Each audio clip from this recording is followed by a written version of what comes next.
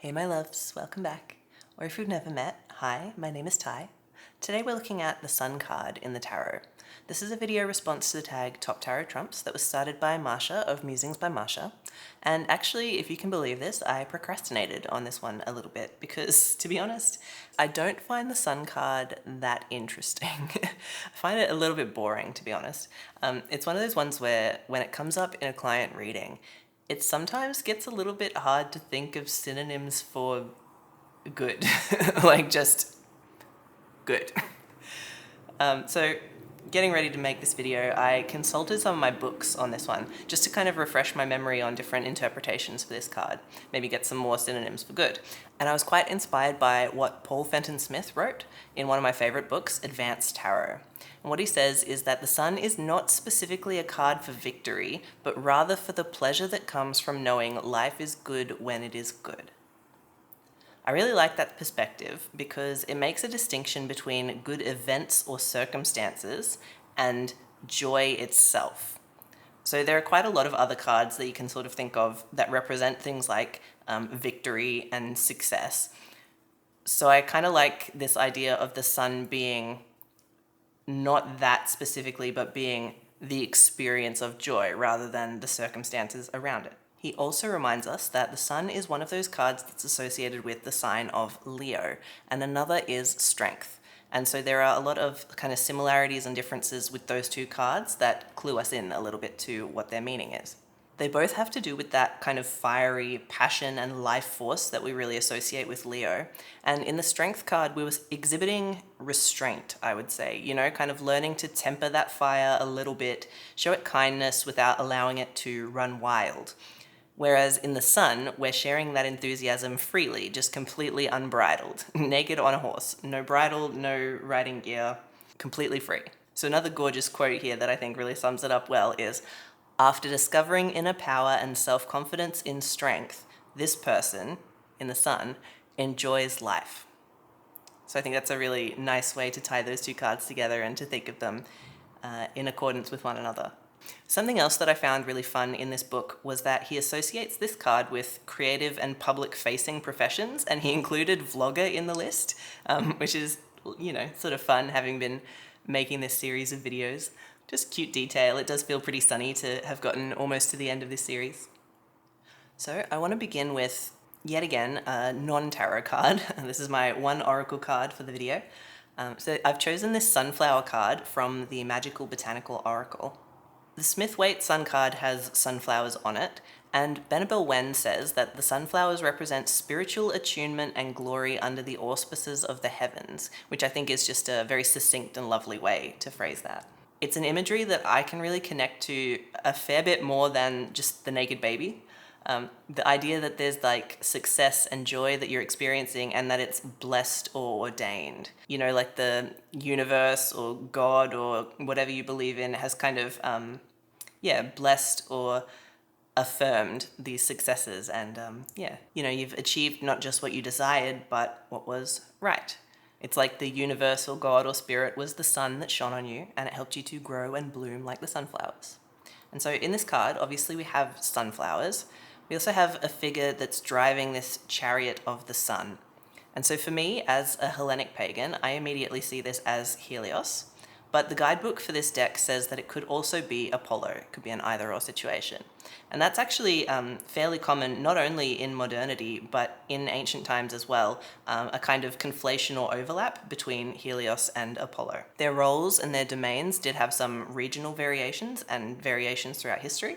For the most part, though, Helios tended to be the guy who drove the sun chariot, so pulling the sun across the sky throughout the day. So that's what I'm going to kind of go with here. Helios was really both the god of the sun and the sun itself. And that's a motive that's been common to all sorts of religions and beliefs throughout history. Loads of cultures have either worshipped a sun god or the sun.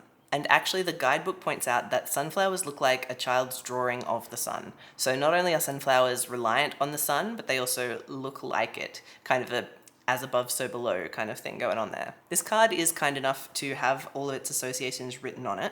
So it's got the symbol of the sun, symbol of Leo, symbol of the third chakra, and the fire and air elements. I'm actually not sure what this last one is. The guidebook mentions the Fibonacci sequence because the seeds of a sunflower are arranged in that pattern, the pattern of the Fibonacci sequence. However, when I was looking that up, none of the equations there looked like the equation that's written here. So I'm not really sure what's going on there. Anyway, this is one of my just absolute favorite decks. And just like in the tarot, this card pretty much has the same meaning as the Sun card. So success, creativity, happiness, all that good stuff. But I also think there can be some harsher sides to the sun. In a kind of analogous way, spending too much time in the sun, as a person, we get sunburn or we get even like skin cancer. Plants that are exposed to too much sun more than they're used to in their usual conditions will burn and wither and die. So in some ways there can be like consequences for too much of a good thing.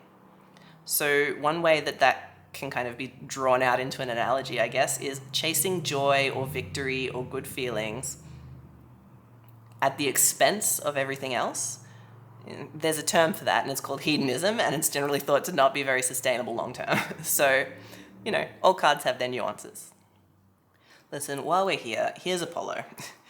Mythic tarot, of course. And as I said earlier, Helios was the god associated in ancient Greece with the sun, whereas Apollo can be said to be associated with the sun's light, which I think is a really handy way to kind of remember the distinction between the two of them.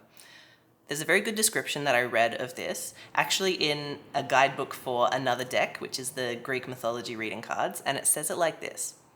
It says, "The sun's disk stays in the sky, but the light that is Apollo travels to Earth and is found in many places with many uses, from ripening fruit to healing illnesses," which I think really sums up and clarifies the difference between those two gods.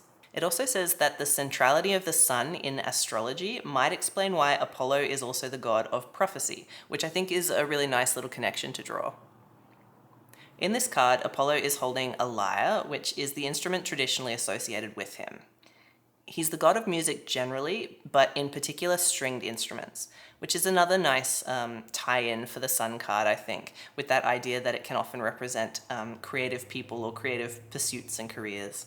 And also, because of Apollo's association with the muses, that's another thing that adds to that kind of idea of any field that's creative and requires creative inspiration. The Sun would be obviously a very positive card to receive.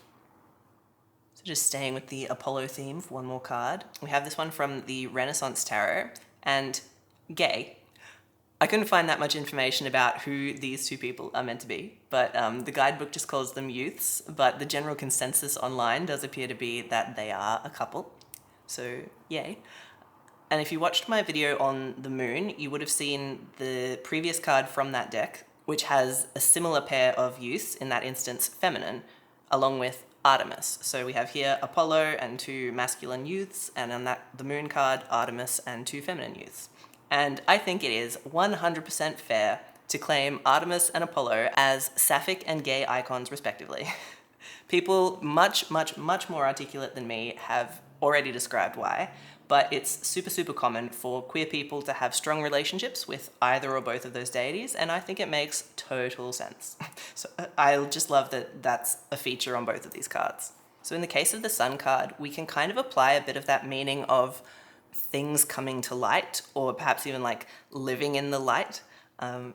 If we're looking at our queer interpretations, people who have been closeted or unable to live as themselves, the Sun card can be about their identity or their true self coming to light, and then experiencing life in a new light, which of course, depending on the circumstances, it can have some downsides to it as well, but overall there's that idea of like truth and authenticity.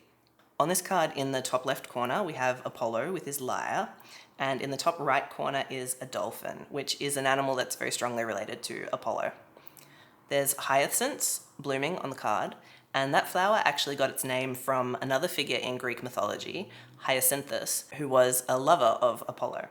And actually, interesting tidbit, it's theorized that the flower that was originally called hyacinth is not actually the same flower as the one that we today call the hyacinth. But either way, the hyacinth has become a bit of a symbol of queer love, much like violets have. My next Sun card is from the Tarot of the Divine, and as I mentioned earlier, lots of cultures have had sun deities. So this is one of the more probably famous ones. This is Ra from the Egyptian pantheon. Ra was said to have the power to bring into being whatever he named or spoke. And so he spoke the names of some of the first deities, and they had offspring, and that's one of the origin stories of the entire Egyptian pantheon, which I think is quite beautiful. And I think it shows the kind of centrality or vital importance of the sun in our universe, in astrology systems in general.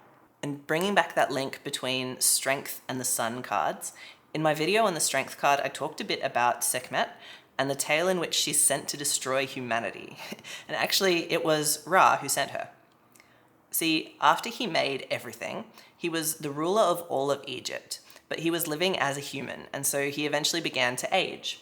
And people were mocking him and doubting his strength as a ruler.